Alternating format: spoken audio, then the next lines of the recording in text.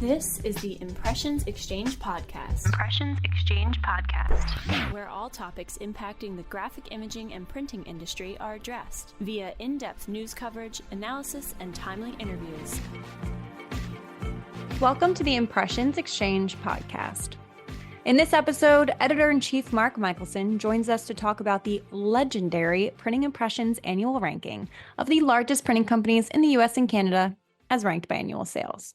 We discuss how the list has changed since its inception 40 years ago, what it takes to put together a list of this caliber, some of the trends over the past few years, and how the list has impacted the printing industry and beyond. Hey, Mark, thank you so much for joining me today. My pleasure.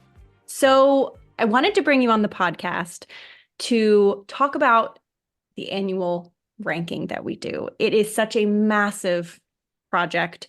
And so much goes into it, and it is so highly anticipated every year, and has made such an impact that I think it would be kind of interesting if we talk about what goes into making the list and your experience with it. And as you know, we just marked our 40th anniversary with it, our 40th year doing it. So I'd love to hear, what are some of the biggest changes that you've seen since the ranking began in 1983? Well, as you say, to me, it's just hard to believe it's 40 years, but that's a whole nother story. But longtime readers of the magazine would know that it actually was the Printing Impressions 500 for many years. Then, due to industry consolidation, it dropped down to the Printing Impressions 400 for many years, because once a company is acquired, that company no longer appears on the list. So, there is going to be constant attrition there. Then, largely due to the pandemic, which drove consolidation down, and even for the companies that remained in business were struggling from a revenue standpoint. So then in 2020, we dropped it down to the Printing Impressions 350, and then in 2021, the Printing Impressions 300. So the list has gotten shorter over the years, and certainly the pandemic drove it down twice. In terms of trends on the list over the years, certainly in the earlier years, a lot of the companies were publicly held. Over time, there's less of that. There were also a lot of what I would consider mega deals or mega mergers that happened.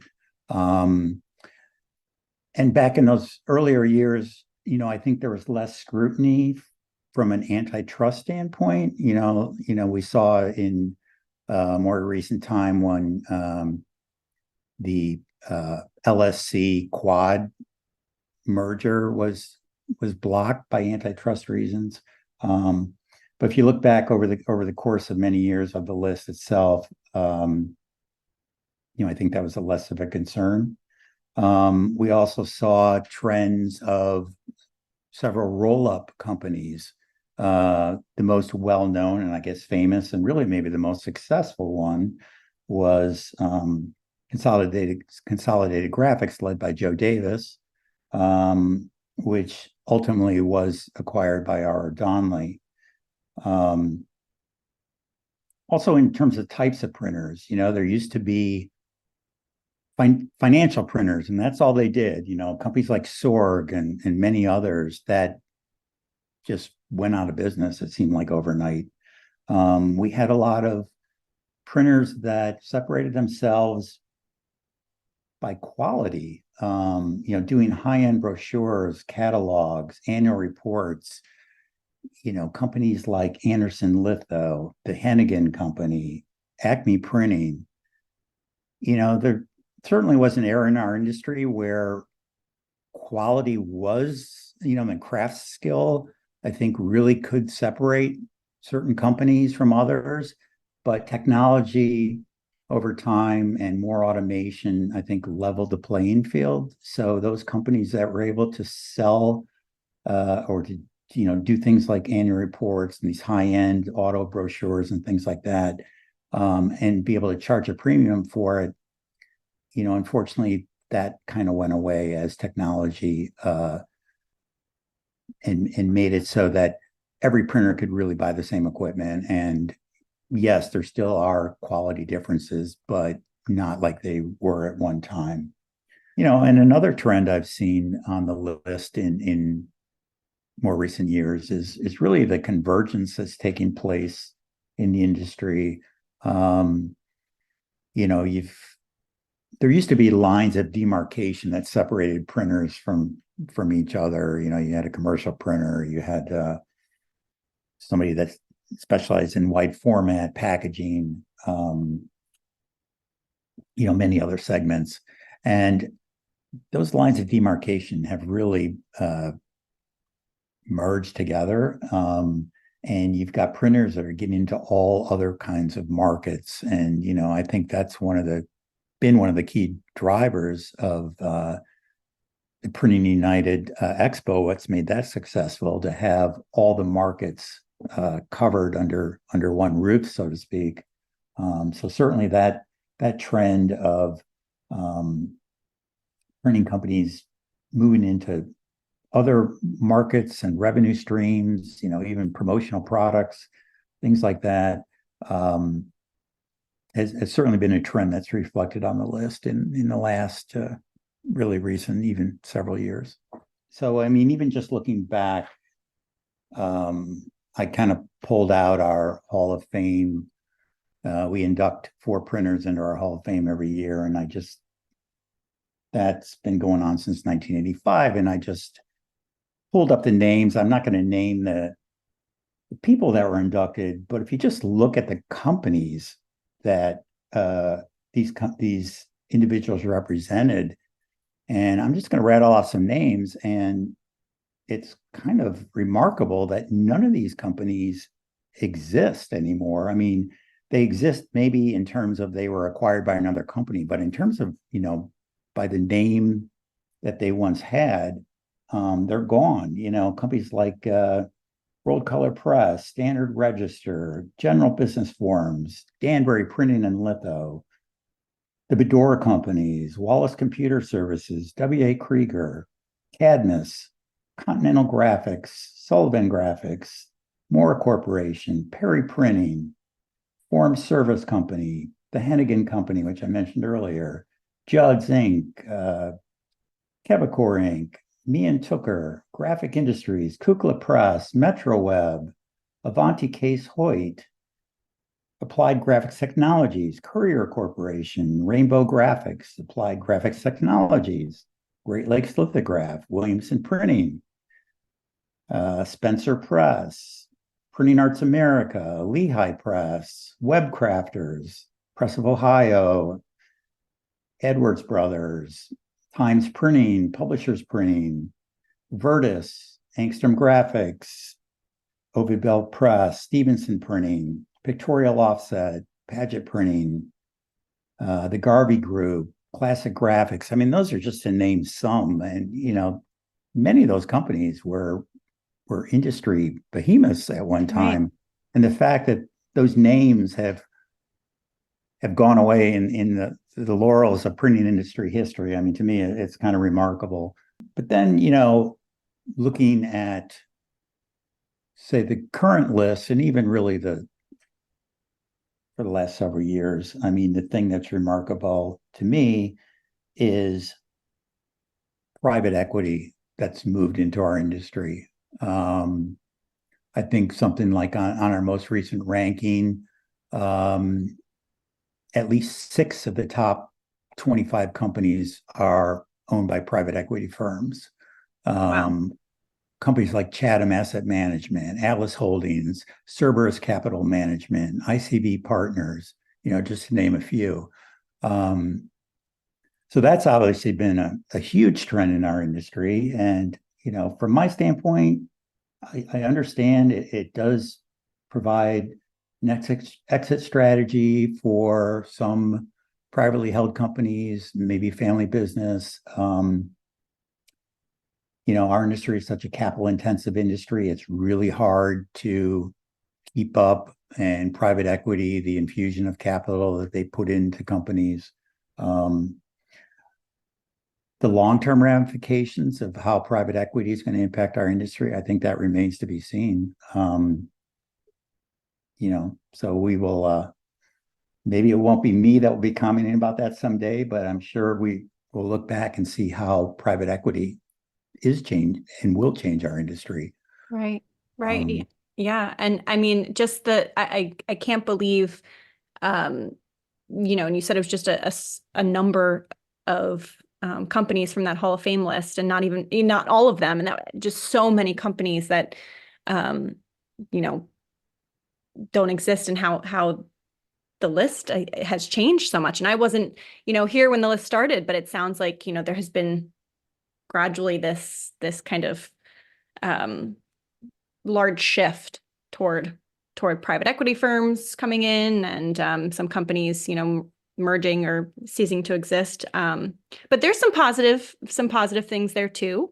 Right. Sounds like. So yeah, and I mean, probably the biggest private equity was R.R. Donnelley, which was a publicly held company getting bought by Chatham, and which was in a bidding war with Atlas Holdings, which owns LSC and LSC and Lakeside Book, which is kind of ironically, which were at one time part of R.R. Donnelley before the Donnelley was split up into 3 companies back in 2016. On this year's list, Japs Olson, which was ranked number 32, which is a very old direct mail printing powerhouse that was under the stewardship of the Bedore and Murphy families for a number of years. That was acquired by private equity, a company called Monomoy Capital Partners. Also on this list for the first time, we had a company called marketing.com, which was actually ranked number 10 with sales of 640 million. And that's been a company that has been a roll-up of acquisitions primarily by a private equity firm called JL Equity in Sarasota, Florida, led by Iran Salou. And he bought some Syndeo plants and has done several acquisitions. And the company now is headquartered in Eureka, Missouri, but it's a huge, like I say, $640 million in sales company. We see further consolidation. CJK Group continues to consolidate the book manufacturing market. But I would say, aside from CJK, the other most active industry consolidators today would be Taylor Corp in Minnesota, Matera in Iowa, BR Printers in California, and then JL Equity, like I mentioned, which is in Florida. But what's interesting too about the private equity is it's not just the big companies that they're targeting. They're starting to move further downstream, because a lot of times in a private equity transaction, they're trying to use an acquisition as a platform from which to build off of and then do other acquisitions. So, for example, Sandy Alexander, which was ranked number 50 this year, is now owned by a company called Snow Peak Private Equity. Showdown Displays is owned by private equity. They were ranked 52. Number 64, Prismographic, is owned by Centergate Capital. So private equity is moving further downstream into the list. And I think that trend will obviously continue going forward. Right. Yeah. And I'm sure this list will continue on for many years, because it is, as we said, it's just so highly anticipated and just has such an impact. But, something that our listeners, our audience might not know is how much work goes into putting together the ranking. You and I know, we know what goes into it, but I'm wondering if you could talk a little bit about what goes into putting together a ranking of this magnitude and kind of the behind the scenes look at what we do. Yeah, I mean, it's a huge undertaking, and really takes a team effort, as you know, Ashley, because you're very involved in it. Typically we always started out sending out a printed form to update. Some years, partly driven by the fact that most of us are working virtually due to the changes driven by the pandemic. Sometimes we haven't done that first mailing, but we do email blasts. We get our entire editorial team within our whole group to do follow-up emails to non-responders. We make phone calls. We've created personalized URLs so that companies can update their information online, which makes it very easy to do. But it's still hard to get companies to do it. Sometimes the information is provided by a CEO type. Sometimes it may be a CFO. Sometimes it may be a marketing person. A lot of different titles within an organization. So sometimes those people change, and trying to keep up with who the proper contact is. So it's a huge undertaking. And we start it typically in the summer, and the list literally is getting finalized really as we're putting the issue together, trying to get that 300th company to be a relatively high sales figure. Obviously there are companies that should be on the list that aren't, because as privately held companies, if a company doesn't want to participate, there's not really a way for us to get that sales information. Because as you know, sometimes we have companies fill out the form and they fill out everything but their sales. But unfortunately, if we don't have their sales figure, that's how they're ranked. So all that other information is great, but we need a sales figure to include a company. Right. Yeah. And I mean, it's, I've been here with the company for 9 years, which is crazy to me, or almost 9 years. And I think when I first started, it was still all paper based. I don't think we did the digital. It was. We didn't have the online interface set up, right, with the pearls, and to where companies could go directly to their listing and see what they had submitted the previous year, and then just update it online, which really help streamline the process and make it more user friendly, because back in the old days, we sent out multiple rounds of printed forms and would get back forms in the mail, and people would handwrite information in, and we'd, sometimes be trying to decipher the handwriting, what they put. And especially when it came to filling in their sales figures and numbers, and sometimes it was just very hard to read what people provided. But so yes, that was a big improvement in the process. But even with that, it still is a huge undertaking that we take a lot of pride in to produce as good a list as we can, because it's the only thing like it out there. And so it's a lot of effort, but it's a lot of satisfaction at the same time in providing that service to the industry.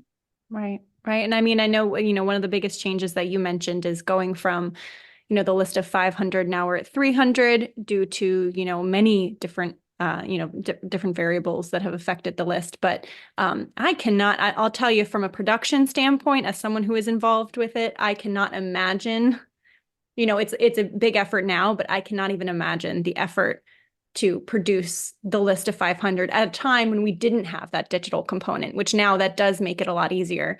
But, in 83, when you were producing it without that help, the digital help, I imagine it was even more difficult and challenging to pull together that list. So kudos for doing it all those years with Yeah, just, it the was. paper. And we really, even for many years, had a staff position on the magazine where that person was almost dedicated to that job. We also used to produce a very thick annual directory called the Master Specifier or Master Catalog. It changed its name. So that person was involved with that because that used to get published in July, and our list, our top 300 or whichever 400, 500 list comes out every December. So we had a person dedicated to working on those two projects, and that's pretty much what they did year round. Wow. That's yeah, I can imagine that would be definitely a full-time position at that time. And something that you mentioned that I think kind of leads into my next question, you said that this is really the only list of its kind. So, what do you think has been its cultural relevance or it's important to the industry, and how has this ranking made an impact? Well, I'm always amazed really of the long tail of this list. Now that, we had a former competitor, Graphic Arts Monthly. They used to publish a GAM 101. But when they went out of business, and they only did the top 101 printers, where us going further into the core of the industry, I think, makes it of more value because yes, we all know about the big behemoths in our industry, but to me, the real strength and traditionally the real strength of our industry has been the mid-size companies, many of which are family-owned, privately held companies, and they've been the core that, from my standpoint, have really driven our industry forward. But yeah, I mean, the long tail of the list itself, obviously it ends up getting seen by marketers and brand managers and traditional print buyers, but it really goes well beyond that. Wall Street, certainly private equity firms that are looking over the list for potential companies to target. Our list has been referenced. I've seen it over the years in the Wall Street Journal, Forbes, different business publications like Cranes, and many newspapers that have referred to where a company was ranked on our list. And frankly, it's also a way for printing companies to market themselves. To say they are among the top 300 printing companies in the US and Canada ranked on sales. But it certainly extends well outside our industry in terms of people that view the list. Right. And for a lot of companies, just anecdotally, I know that, what I've seen on social media or what I've seen in people, sometimes even in signatures, for some people, it's a badge of honor when they're on the list, and Right. they'll include it, I think I had someone reach out last year. It could have been, or maybe 2 years at this point, but reach out and ask if we had, little designed buttons that they could include in their email signature or on social media that said, I am number, 35 on the printing impressions 300 list. So people really, it's a badge of honor to be Right. included on the list. So, And I've been seeing posts on LinkedIn, for example, of companies, that have moved up in the rankings and are, pointing that out. mhm. So yeah, it's really exciting to see that, and to see that the list, which, as we put so much effort into, really does have a long tail, as I said before. Mm-hmm. Yeah, and something, just another, thing that I've noticed, even though, the talk in the beginning with some of the changes from 40 years ago, yes, of course, there's been consolidation. Of course, there are companies that don't exist anymore. But every year, without fail, we also get companies that reach out to us after the list goes out and they say, hey, how do we get in on this? We've never been on this list before. We've never done this, but we, have $40 million in sales, or we have $10 million Right. in sales. There are still companies that we, maybe aren't really aware of, that are out there that would qualify to be on this list. And so there is still that excitement, and, new companies are being added every year that, like you said, marketing.com, that was one that kind of came out of, for us, I think we even flagged in the beginning, like, are they in printing?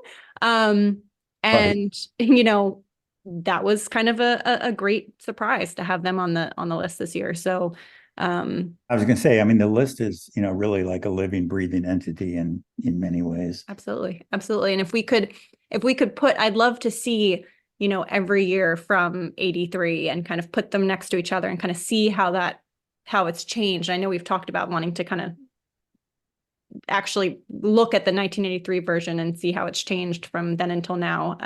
Right. I'd love to do that someday. So, obviously we've talked a lot about the list and kind of how it comes to be every year.